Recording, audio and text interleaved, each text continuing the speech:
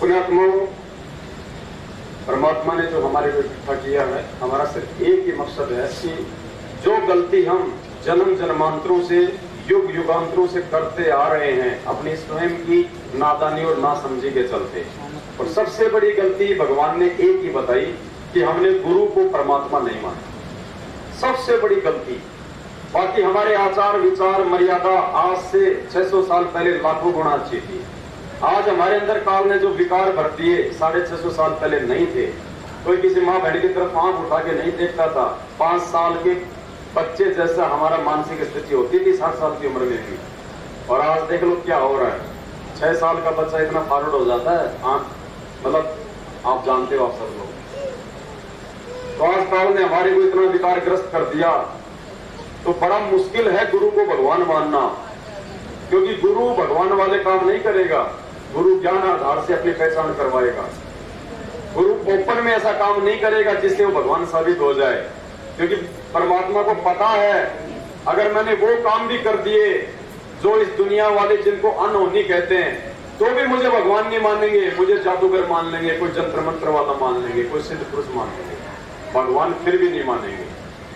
इसलिए परमात्मा ने शिक्षा दी, ये शास्त्रों को समझने के लिए मालिक ने अक्षर ज्ञान दिया और ये सद्बुद्धि दी, ताकि हम ज्ञान से हम भगवान की पहचान करें।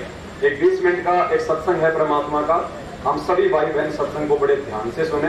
बीच बीच में परमात्मा दया करेंगे, दास उस पर विश्लेषण करेगा, क्योंकि मेन हमारा जो टारगेट है साथ संगति से जुड़ के रातों को हमारी ये नींदें खराब करने का एक ही मकसद है कि जितना जल्दी हो सके हम सतगुरु को परमात्मा की दृष्टि से आंतरिक रूप से और अपने हृदय से स्वीकार कर ले, सिर्फ जुबान से नहीं कि बंदी छोड़ सतगुरु रामपाल जी भगवान की जय, और गुरु जी का जन्मदिन मना रहे हैं, जबकि सतगुरु की परिभाषा का नहीं पता।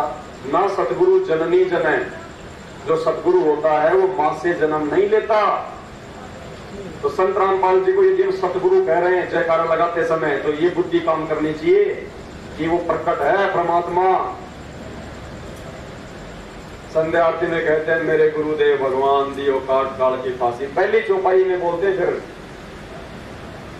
अवगुण किए घनेरे फिर भी भले बुरे हम तेरे, दास को जान कर निपट नादान मोहे पद से दियो। अब अविनाशी माँ की जेल में निपट के आता है क्या? तो वो लाखों की भीड़ है ना, वो पत्थर पुजारी है। 650 साल पहले भीड़ ही थी, आज भी वो भीड़ है। उस भीड़ में से परमात्मा ने अपने हीरे मोतीलाल छांट लिए आप और हमें। ये सौभाग्य है, रातों को नींद नहीं आनी चाहिए, ये इतनी बड़ी खुशी का है ठिकाना।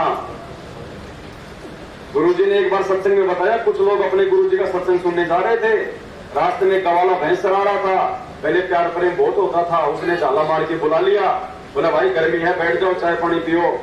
कहां जा रहे हो? सत्संग में जा रहे हैं, तुम भी चलो ना। भाई मेरे पास तो गाय भैंस ज्यादा है, लेकिन भाई एक मेरा काम कर देना, अपने गुरुदेव से मेरी एक अर्ज है, वो सामने रख देना महापुरुष के। उनसे ये पूछ लेना कि जी ऐसे रास्ते में हमें जो गवाला मिला था उसके और कितने, मतलब उसका जो मोक्ष है वो कितने जन्मों के बाद होगा। बोला भाई ठीक है, कौन सी बड़ी बात है, पूछ लेंगे। गए सत्संग में, 3 दिन बाद वापस आए, भाई वहीं बैठा हुआ था। बुलाया, पूछा कि महापुरुष से मेरे अर्ज लगवाई थी, जवाब दिया। वो डर रहे थे जवाब देने में कि कहीं इलट ना मार दे। बोला भाई कुछ तो बताओ, कुछ तो कहा होगा गुरुदेव ने। बोला भाई कहा है। क्या कहा? बोले जी हमने गुरु जी से कहा कि गुरु जी ऐसे ऐसे रास्ते में गवाला मिला था। उसने पूछा अपने गुरु जी से पूछना कि मेरे वो मतलब मेरा कितने जन्मों के बाद मेरा मोक्ष होगा, मतलब मोक्ष प्राप्त करने में मुझे और कितने मानव जन्म लेने पड़ेंगे। तो भाई गुरु जी ने ये कहा है कि वो जिस बरगद के पेड़ के नीचे बैठ के, वो जिस पीपल के पेड़ के नीचे जो बैठा हुआ था, उसके जितने पत्ते हैं उतने उसके और मानव जन्म शेष हैं, उसके बाद उसका मोक्ष हो जाएगा। अब वो डर रहे थे वो कि कहीं इसको अगर इतने मानव जन्म, क्योंकि इसके तो लाखों पत्ते हैं, और कहीं ऐसा ना हो कि ये पागल हो जाए तुम्हें यही कर दे। तो वो तो खुशी से नाचने लग गया। गुरुजी बोले खुशी से नाचने लग गया, आंखों में आंसू आ रहे हैं, बिल्कुल मीरा की तरह हो गया। अब वो अचंभित हो गए, भाई ऐसी बात क्या हो गई? अरे बोले भाई रुक गए, बोले इतने मानव जन्म और फिर भी तू हंस रहा है। हमारा तो क्या पता इसी जन्म में मोक्ष हो जाए, हमने तो भगवान बना लिया, गुरु बना लिया, और तेरे तो इतने जन्म और फिर भी तू हंस रहा है। बोले नालायकों, आज से पहले तो मुझे यही नहीं पता था कि मेरे और कितने मानव जन्म शेष होंगे। कम से कम गिनती में तो आगे इस पीपल के वृक्ष के 20,000 पत्ते होंगे, 1 लाख होंगे, 2 लाख होंगे। भाई कम से कम मेरे मानव जन्म गिनती में तो आ गए कि उसके बाद मेरा मोक्ष।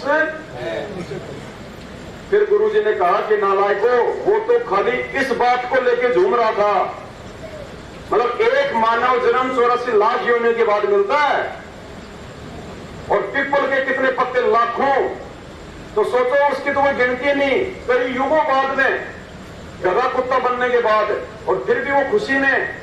और गुरुजी कहते हैं नालायकों, तुम अभी बेहोश हो कि तुम्हें कौन मिला हुआ है, तुम्हारा कौन है, तुम्हारा गुरु। तुम अगर इस जन्म में अगर मर्यादा के साथ में भक्ति पे लगे रहे आजीवन, गुरु को भगवान मान के, तो गुरुजी ने बताया ये तुम्हारा लास्ट पीपल का पत्ता, आपकी बात लास्ट। और सतगुरु रामपाल जी भगवान की जय हो। बोले आत्माओं, हमने तो परमात्मा से यही अर्ज करनी है कि परमेश्वर हमें मर्यादा में रखे, परमात्मा हमें सद्बुद्धि देके रखे।